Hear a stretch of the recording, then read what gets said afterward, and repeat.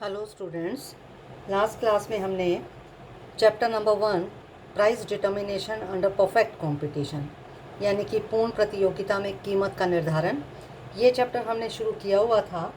और इस चैप्टर में हमने हेडिंग पढ़ा था मूल्य निर्धारण में समय तत्व का महत्व यानी कि importance of time element in determination of price.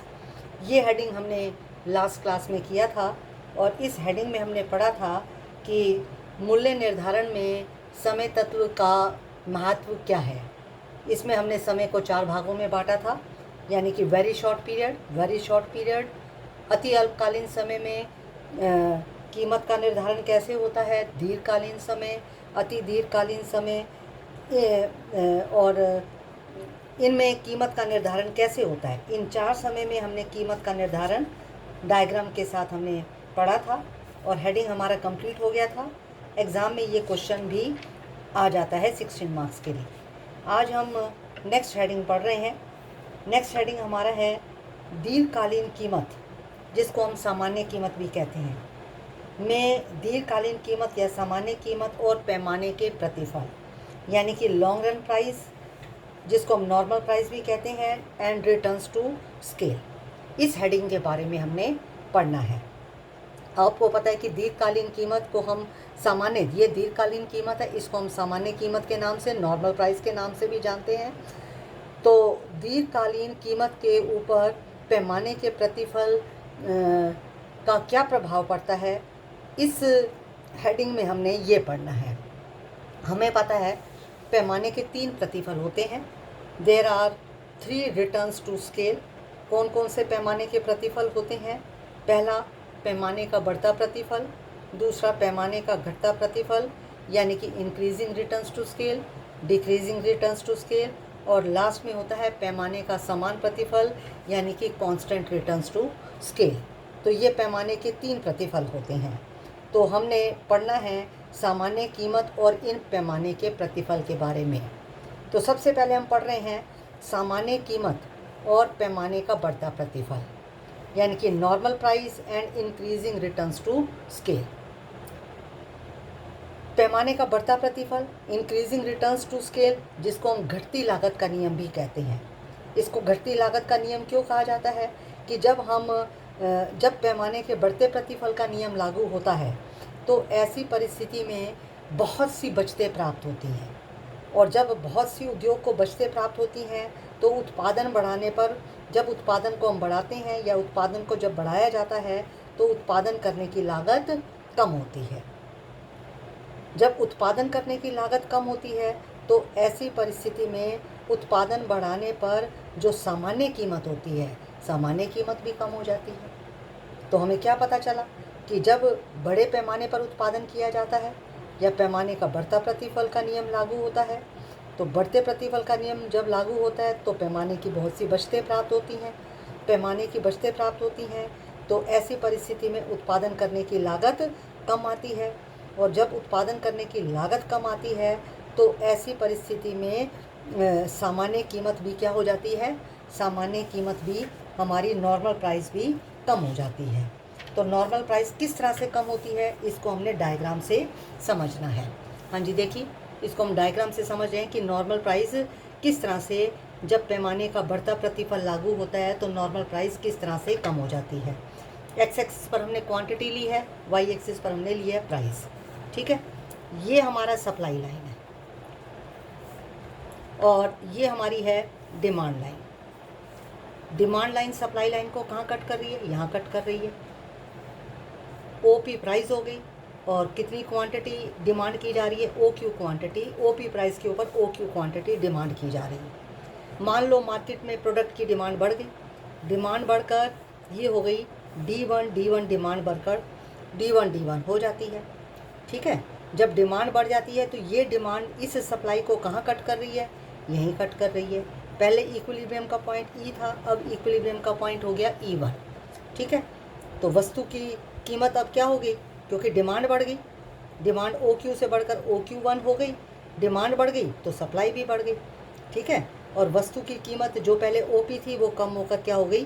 OP1 हो गई। तो हमें क्या पता चला, जब पैमाने के बढ़ते प्रतिफल का नियम लागू होता है तो ऐसी परिस्थिति में उत्पादन बढ़ाने पर क्या होता है, बचतें प्राप्त होती हैं, और जब उत्पादन बढ़ाने पर बचतें प्राप्त होती हैं तो लागत कम आती है और सामान्य कीमत भी कम हो जाती है। कीमत पहले ओपी थी, ओपी से कम होकर क्या हो गई, OP1 हो गई, तो इस तरह से कीमत कम हो गई।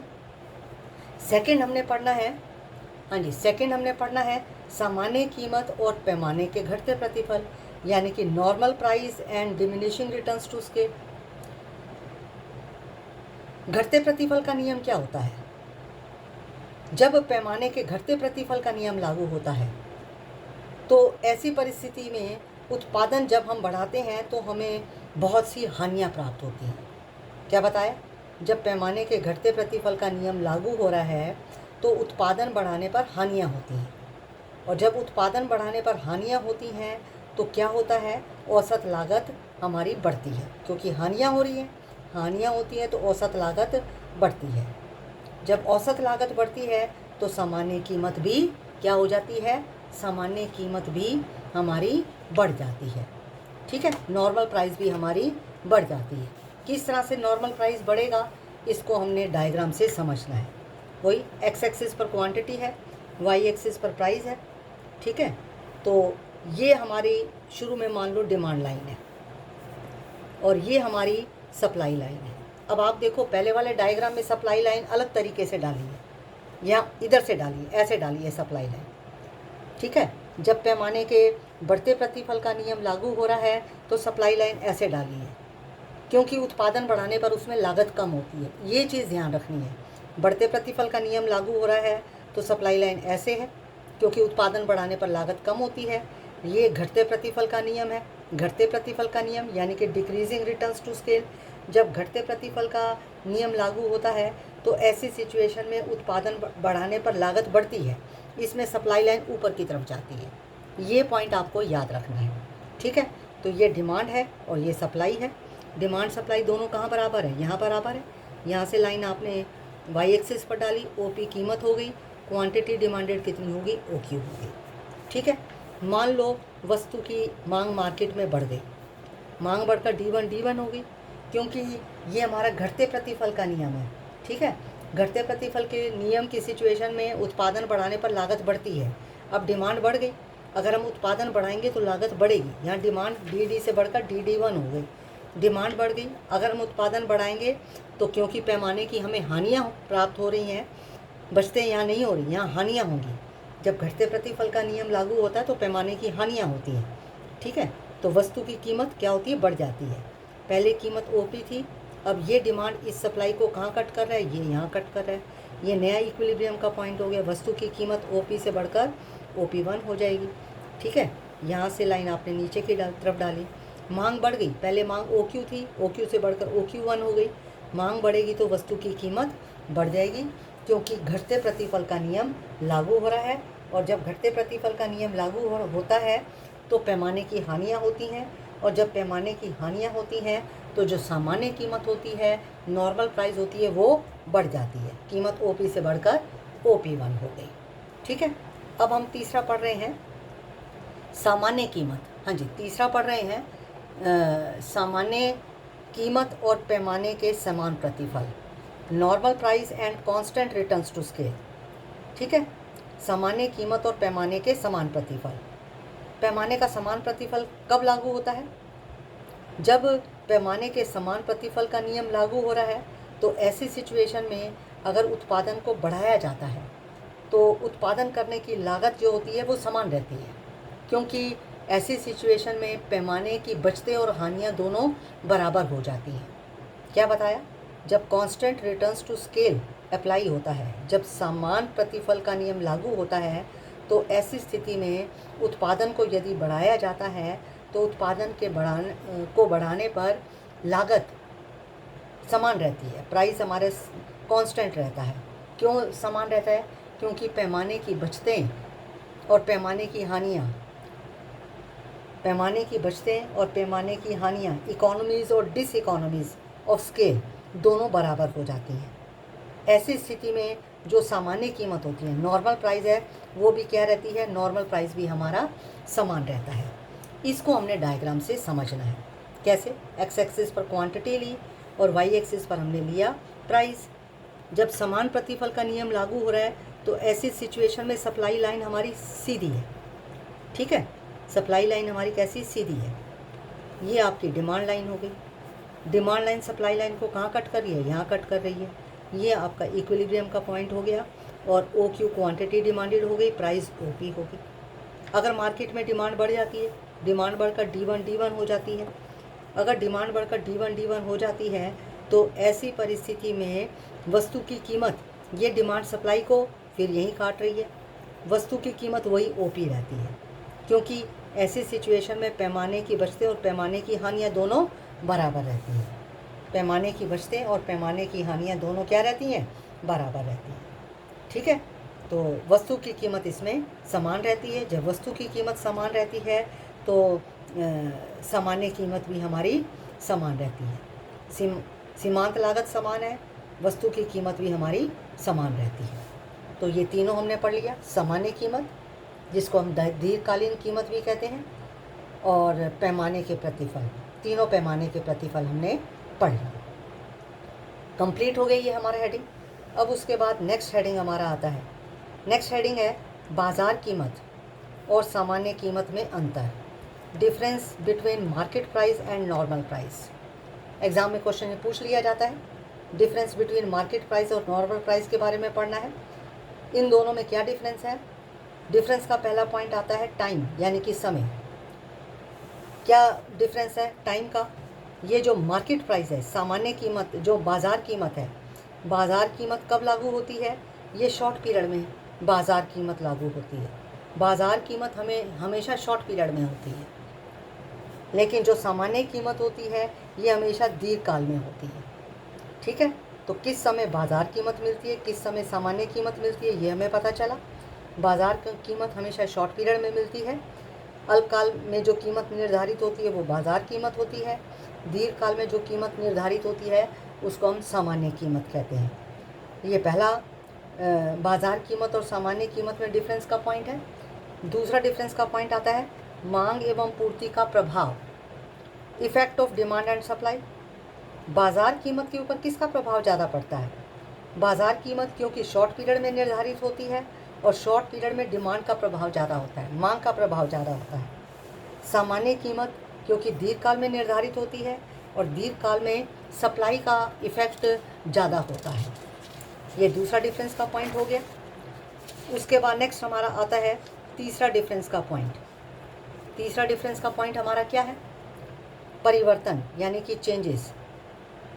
बाज़ार कीमत जो है इसमें बहुत जल्दी परिवर्तन आता है, शीघ्रता से परिवर्तन आता है, लेकिन जो सामान्य कीमत है इसमें जल्दी से परिवर्तन नहीं आता, ये कांस्टेंट रहती है। कैसे, इसको हम डायग्राम से समझेंगे। ये हमने लाइन डाली, ये जो हमने लाइन डाली है ये नॉर्मल प्राइस है। ये क्या है, नॉर्मल प्राइस, क्योंकि इसमें जल्दी से परिवर्तन नहीं आता, ये फिक्स रहती है, ओपी फिक्स है। लेकिन जो बाज़ार कीमत होती है ये सामान्य कीमत के ऊपर नीचे, इसको हम बोलेंगे, ये जो हमारी है इसको हम बोलेंगे मार्केट प्राइस। बाज़ार कीमत जो है इसमें शीघ्रता से, देखो ऊपर नीचे हो रही है, इसमें शीघ्रता से परिवर्तन आता है, फ्रीक्वेंटली चेंजेस आते हैं। लेकिन जो सामान्य कीमत है ये जनरली कांस्टेंट रहती है, और बाज़ार कीमत हमेशा सामान्य कीमत के ऊपर नीचे घूमती रहती है। ये तीसरा डिफरेंस का पॉइंट हो गया। चौथा डिफरेंस का पॉइंट आता है वास्तविक एवं संभावित कीमत, रियल एंड प्रोबेबल प्राइस। यानी कि जो बाज़ार कीमत होती है, मार्केट प्राइस होती है, ये वास्तविक कीमत होती है, क्योंकि एक्चुअल में यही कीमत हमें मार्केट में देखने को मिलती है। तो हम बाज़ार कीमत को रियल प्राइस या वास्तविक कीमत कहते हैं। जो कि सामान्य कीमत नॉर्मल प्राइस है, इसको हम संभावित कीमत, इसको प्रोबेबल प्राइस, संभावित कीमत के नाम से जाना जाता है। यानी कि जो सामान्य कीमत दीर्घकाल में, क्योंकि लॉन्ग पीरियड में हमें देखने को मिलती है, लॉन्ग पीरियड में कितनी कीमत होने की संभावना है ये हमें दीर्घकाल में ही पता चलता है। इसलिए सामान्य कीमत को हम संभावित कीमत कहते हैं, कि दीर्घकाल में वस्तु की क्या कीमत प्रचलित होने की संभावना है, इसलिए इसको संभावित कीमत कहते हैं। जब दीर्घकालीन वो समय आ जाता है तो उस समय वो जो हमारी सामान्य कीमत है वो क्या बन जाती है, वो बाज़ार कीमत ही बन जाती है। जब वो समय आ जाएगा तो सामान्य कीमत बाज़ार कीमत बन जाएगी। नेक्स्ट डिफरेंस का पॉइंट आता है वस्तुओं के प्रकार, काइंड्स ऑफ गुड्स। बाज़ार कीमत किस वस्तु की होती है? बाज़ार कीमत हर प्रकार की वस्तु की होती है। हर प्रकार की वस्तु का मतलब है, हर प्रकार की वस्तु का मतलब है चाहे हम उस वस्तु का उत्पादन कर सकते हैं या नहीं कर सकते। जैसे बड़े बड़े जो लीडर्स हैं, एथलीट्स हैं, उनकी फ़ोटो, उनके चित्र, चाहे वो अब हैं या नहीं हैं, उनकी फ़ोटो हमें फिर भी मार्केट में मिल जाती है। बड़े बड़े लोगों की फ़ोटो हमें फिर भी मार्केट में मिल जाती है। तो बाज़ार कीमत जो होती है ये हर वस्तु की होती है, सभी की होती है, चाहे उनको हम दोबारा उत्पादित कर सकते हैं या नहीं कर सकते हैं, जैसे बड़े बड़े लीडर्स की फ़ोटो। लेकिन जो सामान्य कीमत होती है, नॉर्मल प्राइस होती है, ये उन्हीं वस्तुओं की होती है जिनको दोबारा उत्पादित किया जा सकता है। उन्हीं वस्तुओं की सामान्य कीमत होती है। नेक्स्ट डिफरेंस का पॉइंट आता है लाभ एवं हानियाँ, प्रॉफिट एंड लॉस। ये जो बाज़ार कीमत होती है ये उत्पादन की लागत से कम भी हो सकती है, अधिक भी हो सकती है। ठीक है, इसलिए बाज़ार कीमत की स्थिति में असामान्य लाभ, सुपर नॉर्मल प्रॉफिट हो भी सकता है या लॉस भी हो सकता है, दोनों बातें हो सकती हैं। क्या बताया? बाज़ार कीमत की सिचुएशन में उत्पादन जो लागत है वो कम भी हो सकती है, ज़्यादा भी हो सकती है। जो प्रोडक्शन की कॉस्ट, जो वस्तु की कीमत है, बाज़ार कीमत उत्पादन की लागत से कम भी हो सकती है, ज़्यादा भी हो सकती है। यानी कि इसमें सुपर नॉर्मल प्रॉफिट भी हो सकता है और लॉस भी हो सकता है। ठीक है, सुपर नॉर्मल प्रॉफिट भी हो सकता है, लॉस भी हो सकता है। लेकिन जो सामान्य कीमत होती है, नॉर्मल प्राइस होता है, नॉर्मल प्राइस क्योंकि दीर्घकाल में पाया जाता है और दीर्घकाल में कभी भी असामान्य लाभ नहीं होता, दीर्घकाल में हमेशा नॉर्मल प्रॉफिट ही होता है। क्योंकि दीर्घकाल में जो वस्तु की कीमत निश्चित होती है वो उत्पादन की लागत के बराबर होती है, उत्पादन की लागत के बराबर वस्तु की कीमत होती है। इसलिए दीर्घकाल में केवल सामान्य लाभ ही होता है। तो ये हमने मार्केट प्राइस और नॉर्मल प्राइस में डिफरेंस के पॉइंट पढ़े थे। इसके साथ ये हमारा हेडिंग कंप्लीट हो गया। अब नेक्स्ट हेडिंग हम पढ़ रहे हैं पूर्ण प्रतियोगिता में फर्म कीमत स्वीकारक है, कीमत निर्धारक नहीं। Firm is price taker and not price maker under perfect competition. तो पूर्ण प्रतियोगिता की स्थिति में फर्म कीमत स्वीकारक है। कीमत स्वीकारक का मतलब है जो कीमत उद्योग ने निश्चित कर दी उसी कीमत के ऊपर हर फर्म को अपना माल बेचना होता है। फर्म कीमत निर्धारित नहीं कर सकती। यही क्वेश्चन 16 मार्क्स के लिए एग्ज़ाम में आ जाता है। अगर यही क्वेश्चन 16 मार्क्स के लिए एग्ज़ाम में आ जाए तो आपने लिखना कैसे है? आपने बताना है कि पूर्ण प्रतियोगिता की स्थिति होती क्या है, पूर्ण प्रतियोगिता में क्या विशेषताएं पाई जाती हैं, उन विशेषताओं के बारे में लिखना है और फिर उसके बाद लास्ट में हेडिंग लिखना है पूर्ण प्रतियोगिता में फर्म कीमत स्वीकारक है, कीमत निर्धारक नहीं। कैसे? उसके क्या कारण हैं? उसके 3 कारण। क्यों फर्म कीमत स्वीकारक है? पहला पॉइंट ये है फर्मों की संख्या, यानी कि नंबर ऑफ फर्म्स।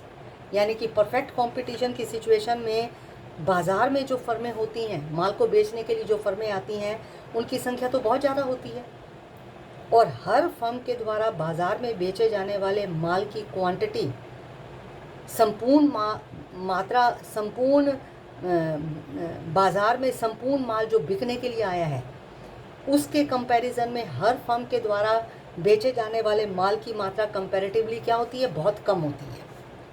एक फर्म मार्केट में जो माल लेकर आ रही है, मान लो 50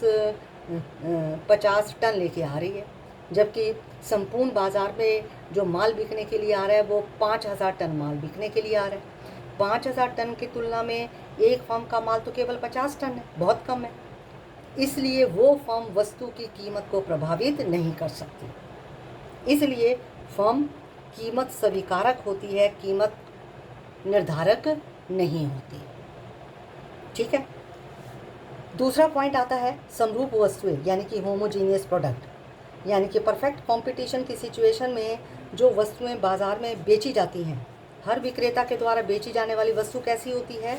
समरूप होती है, एक जैसी होती है, क्वालिटी में कोई भी अंतर नहीं होता। इसलिए कोई भी विक्रेता वस्तु की कीमत ज़्यादा नहीं ले सकता। तीसरा आता है कम कीमत का अविवेक निर्णय, irrational decision of low price.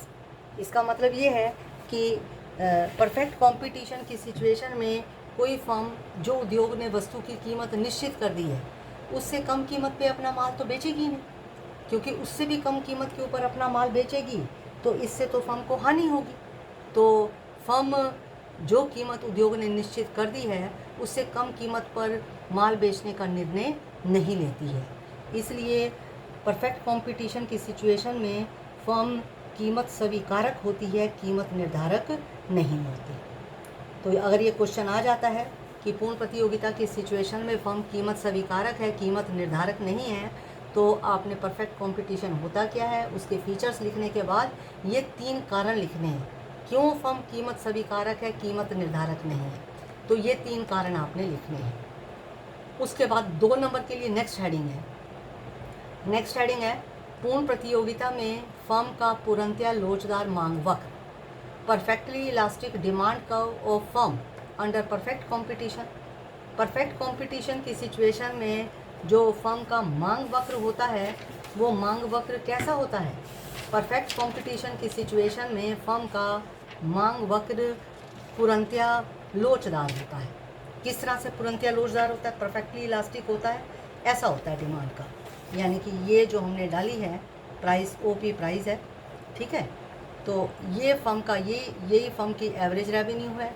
Average revenue को ही हम एवरेज रेवेन्यू को ही मांग वक्र कहते हैं, इसको ही डिमांड कर्व कहते हैं। एवरेज रेवेन्यू को क्या कहते हैं? इसको ही हम डिमांड कर्व कहते हैं। Average revenue is equal to marginal revenue, ठीक है। ये फर्म का है, फर्म्स डिमांड कर्व, ठीक है। एवरेज रेवेन्यू ही डिमांड कर्व है। तो ये एक्स एक्सिस के पैरेलल होता है। इसका मतलब है कि इस निश्चित कीमत ओपी पर फर्म जितना माल बेचना चाहे उतना माल बेच सकती है। इसलिए हम कहेंगे elasticity of demand is equal to infinity. यानी कि इस निश्चित कीमत ओपी पर फर्म इतना माल बेचना चाहे तो भी ओपी कीमत मिलेगी। माल की क्वांटिटी ओक्यू से बढ़ाकर ओक्यू वन करना चाहे तो भी उसको कीमत तो इतनी ही मिलेगी, चाहे कितना माल बेच दे लेकिन वस्तु की कीमत इतनी ही मिलेगी, ठीक है। तो इसलिए कहा जाता है कि पूर्ण प्रतियोगिता की स्थिति में फर्म का जो मांग वक्र होता है वो पूर्णतया लोचदार होता है और पूर्ण प्रतियोगिता की स्थिति में फर्म कीमत स्वीकारक है, कीमत निर्धारक नहीं है। इसलिए मांग वक्र जो होता है वो पूर्णतया लोचदार होता है, ठीक है, क्योंकि फर्म कीमत स्वीकारक है, कीमत निर्धारक नहीं है। इसके साथ ही आपका ये चैप्टर कंप्लीट हो जाता है और इसके इम्पॉर्टेंट क्वेश्चंस मैं आपको बताऊंगी। क्या इम्पॉर्टेंट क्वेश्चंस हैं जो आपको बताया, आपने इसको लर्न करना है।